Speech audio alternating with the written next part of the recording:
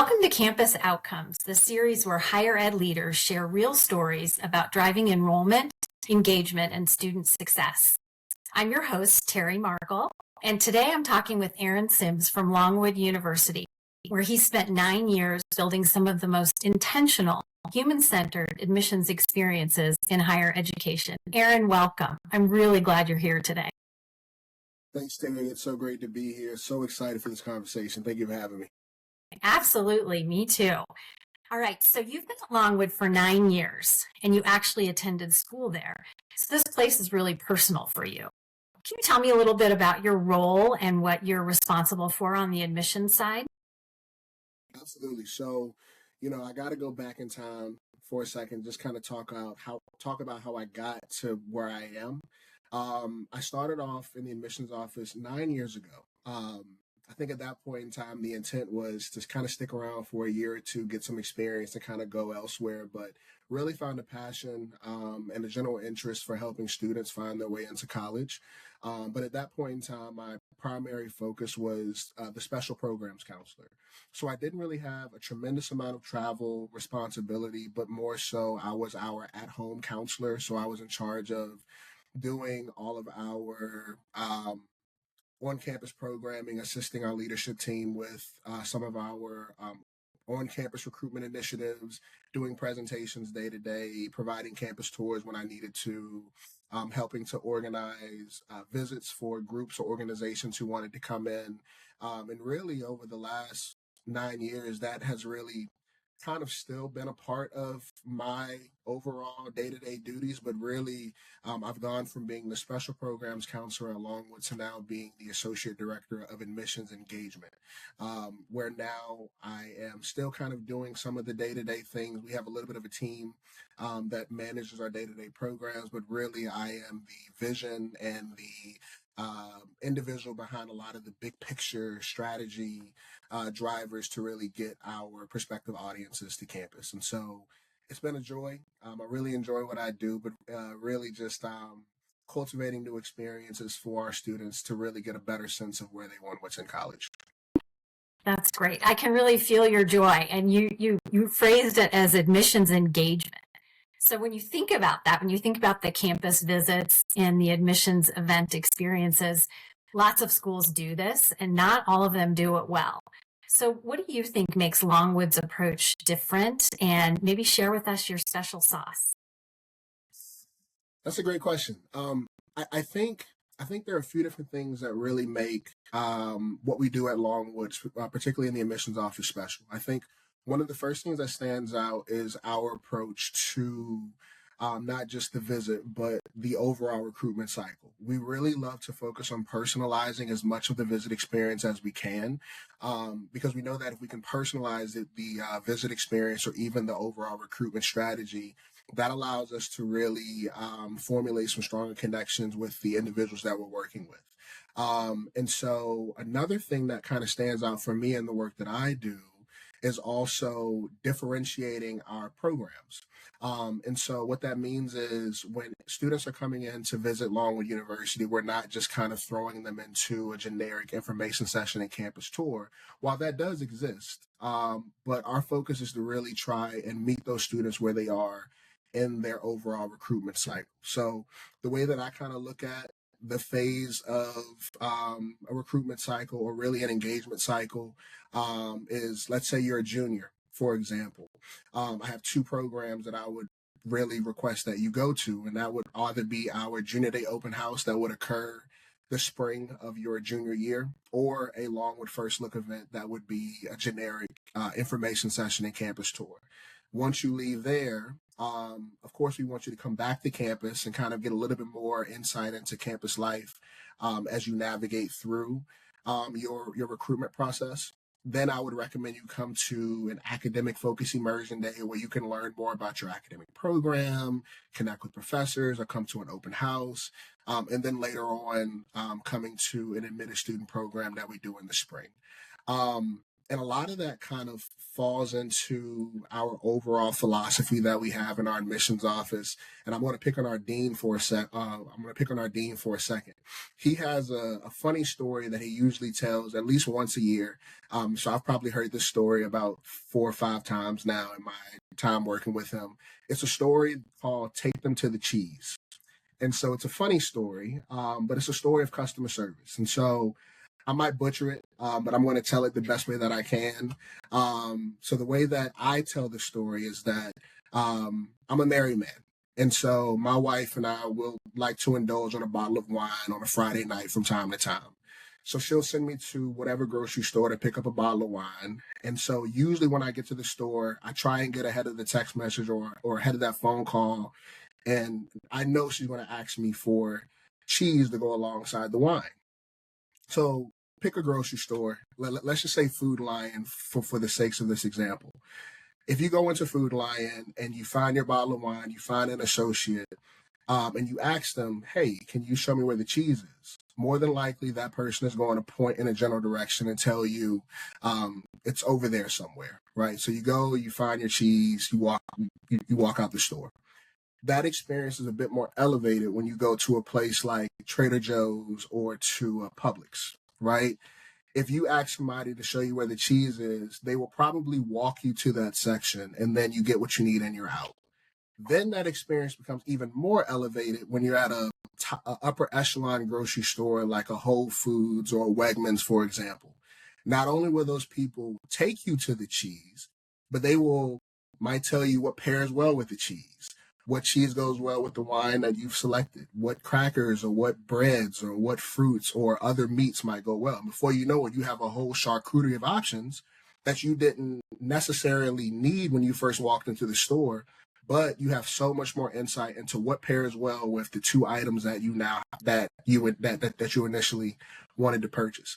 And so that's a very long-winded way of talking about customer service and why we think that meeting those students where they are in the overall recruitment cycle and providing them with more information when they step foot on our campus is truly what is one of the things that makes their time even more meaningful on campus, and it helps us get to know them a little bit more in the process.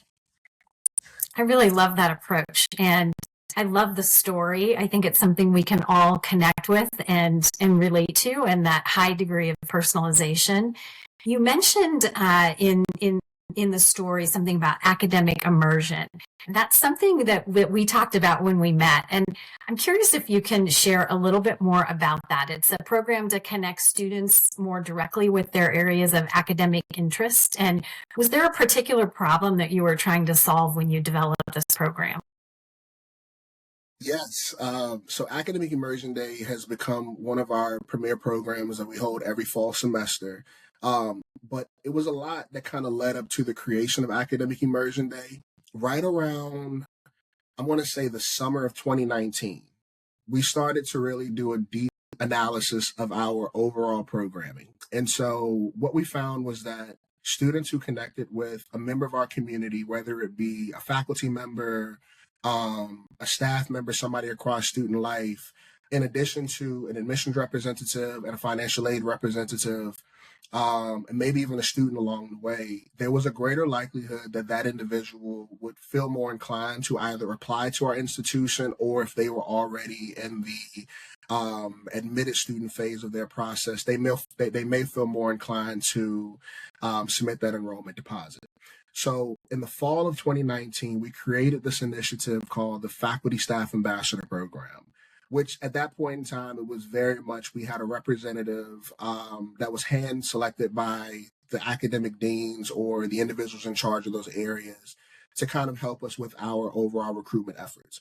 So these people would assist us with open houses. They would assist us with any sort of pop-in visits that just kind of came up. And so it went really well until we got to the spring of 2020. March of 2020 was a very interesting time for a lot of people around the world, and of course in higher education. Of course, I'm talking about the global pandemic. In fall of 2019, that program was really meant to be more of a pilot. But in the spring of 2020, we kicked that thing into overdrive because we really had to come up with more unique ways to connect our people. And so we did that for about a year and a half, almost 2 years. And so there was a lot of information that we were able to collect on the back end side of it. The biggest thing that we took away from it was exactly what we thought. If you connected with a member of our community, it was a greater likelihood that you were going to enroll at our institution. And so the gears started going even more of how do you scale this opportunity? Of course, it's something that, we can always keep at a private visit perspective or more of like a one-on-one thing, but how do you scale this opportunity to be something bigger and to reach a bigger audience? And that became the birth of our Academic Immersion Day. So in the fall of 2022 was our first academic immersion season. There were a lot of lessons learned during that season, but we're 4 years out from that now, and there's so much that we've gained from it. There's so much excitement that builds around it, and you're exactly right. It's one of those programs where students have an opportunity to come into our institution and not only learn about the admissions process, getting a campus tour, learning about campus life, but they spend a decent amount of time with their academic programs. So they connect with real professors, they connect with students in the programs, they get a chance to attend classes while they're on campus as well. And that's something that, our folks have really started to look forward to every single year. And it's truly become a good indicator for application generation. So it's something that we're trying to expand, but as you can imagine, with the classroom piece and some of the other location pieces, it might become a little bit more complex to put together. But it's something that we're continuously evolving over time. Yeah, I can appreciate that. So you mentioned that you've learned a lot of lessons along the way. Is there one lesson in particular that stands out to you that you'd like to share? Yes, not everything needs a presentation. Not everything needs a presentation. I think when I first started off working in the admissions office, that was something that really stood out as you needed to have it. But as I've kind of gotten older in this admissions landscape, and these individuals are coming to campus more and more, time in and time out. Nobody wants to be lectured to every single time they step foot on your campus or every single time that they interact with you. Sometimes it's all a matter of connecting the dots for them in more organic measures. So centering your programs around fun things that are happening on campus, whether it be a fun festival weekend that might be happening, or maybe a big football or basketball game that might be happening, and trying to get tickets for your people to go and experience that as well. Really, the big takeaway that I've gotten from my time of working in admissions is to view what you do in the event sector as more than just a campus visit. View it as an overall experience and how you can cultivate something beautiful for the people that are coming in so that they can truly see and envision themselves as students or as families a part of your institution. Really appreciate your passion and creating that beautiful experience for those students that come in.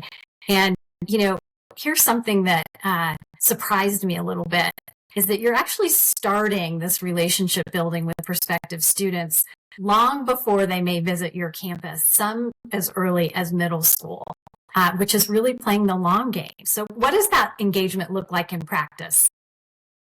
Ooh, that one is tough, but it's something that it's a challenge that we accept fully because we understand that middle school students, you need to expose them to their opportunities as early as you possibly can in the process. So of course we don't view the middle school visit as an overall recruitment generator at that stage in the game. I think it's more so let's create a fun opportunity to get middle school groups onto campus and experience life as a college student as best as we can.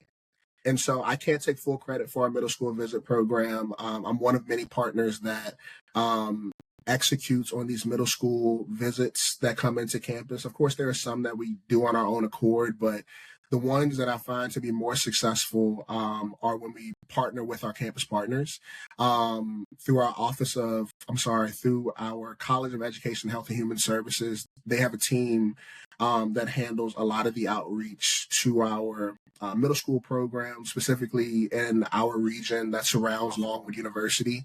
And so we get these students onto campus for really a day of exploration. And so it almost follows the same model as our Academic Immersion Day, but it's more geared towards where they are, and kind of really focusing in on what does life after high school look like? What sorts of careers exist? What are you interested in? And really starting to get them to think about their futures, but also tying in how Longwood and other colleges can meet them where they are and where their interests lie. So if you have a kid who wants to become an astronaut, right? That's a great opportunity for us to talk about pathways that lead to that. Or maybe you have a student who wants to be a doctor, right? Or a teacher. We can kind of talk more about how to get there.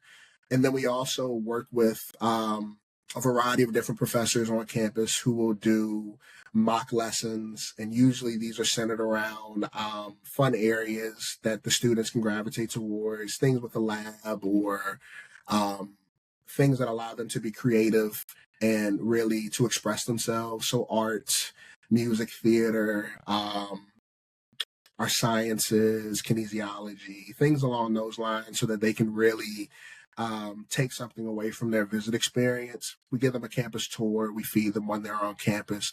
The tricky part about the middle school visit program is you mentioned this, the long game. How do you keep those students engaged within the process? And so that's something that we are, always chatting about internally. Of course, one of the biggest issues is, having to stay in touch with those students.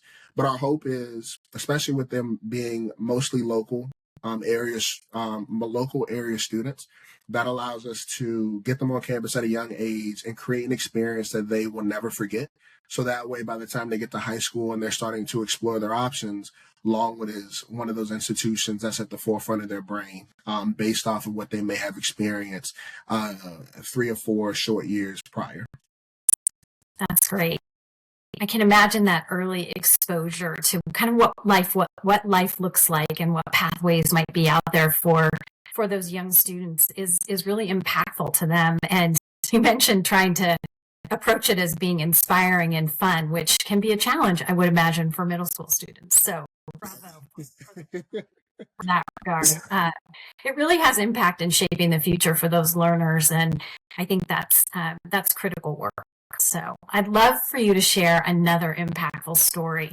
There's a story of a regional admitted student reception where a family came in with concerns about belonging, and yet they left feeling very differently. And can you share with us that story?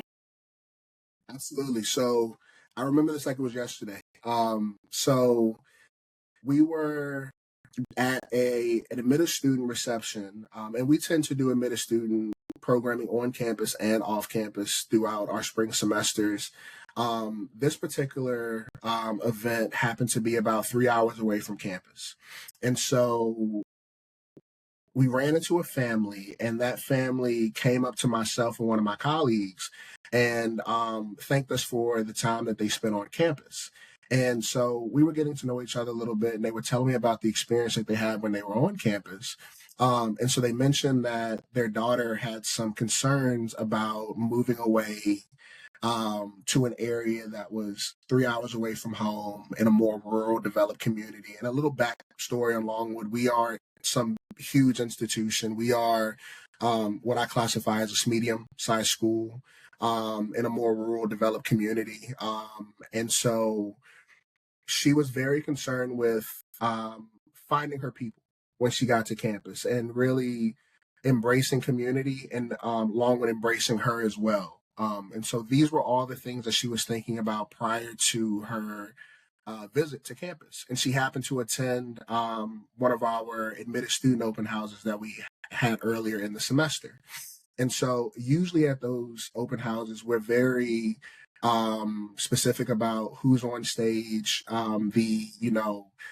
people that our prospective audiences are going to engage with, because we don't want it to just be the admissions team. We want representation from all across campus life to give students and families a true perspective about who we are as an institution. And so she had all of these preconceived notions about what she thought, or what she thought we were. And then myself and my colleague, we got on stage and we had a pretty funny presentation And I say funny, my colleague thinks he's a comedian. And so he's always a treat. Um, but we were doing our thing on stage, and she started to really, find the beauty in who we were as an institution. And of course, she went throughout the rest of the day and connected with other students who were in the exact same situation as her. She met her professors. She got a chance to walk around campus and really envision herself as being a student. And so by the time she left that open house, all of those preconceived notions that she had about college and about our institution started to go away.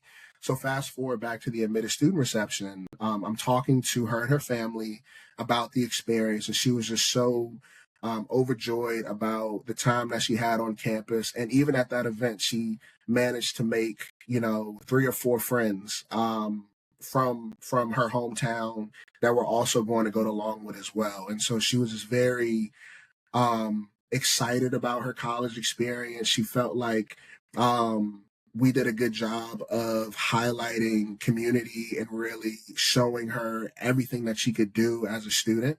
And she submitted her enrollment deposit at that exact same admitted student reception. So it just goes to show you, like, if you have something special, whether it be people, cool spaces to show off, amazing students, really good food to eat, fun events for people to attend, you never know what's going to be the thing that makes a student say yes to your institution. So you have to be willing and ready to highlight everything and really provide a smorgasbord of things and opportunities for them to experience while they are on your campus.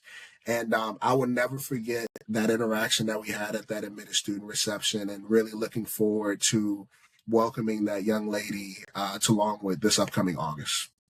That's fantastic. And the fact that the deposit was made at the event, that's live feedback right there that what you're doing is working. So, all right, Aaron, this has been a great conversation. And one of the things that really stands out to me in our conversation is that the world that's moving so fast right now towards automation and efficiency, that you're very focused, very intentional, and doubling down on the human side of the process. And it seems to be working for Longwood.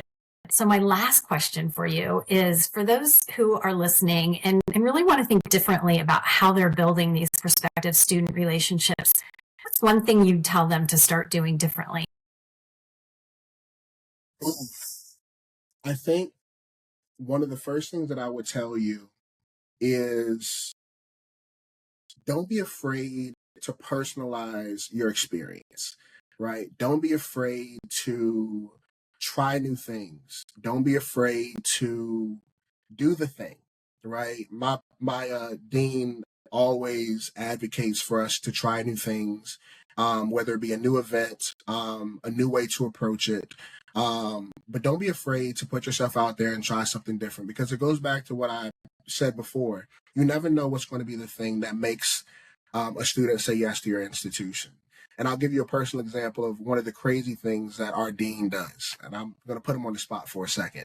He will personally sign every single acceptance letter that goes out to our students. And it's not just this is, his name, Dean of Longwood University. It's a thoughtful, handwritten note about something that we saw in them that stood out in a personal statement, in a letter of recommendation, because it goes further than just the signature on a piece of paper. We took the time to read your application. We took the time to get to know you, and I want you to know that we know you. I still think it's crazy that he does that, but I love that he does it.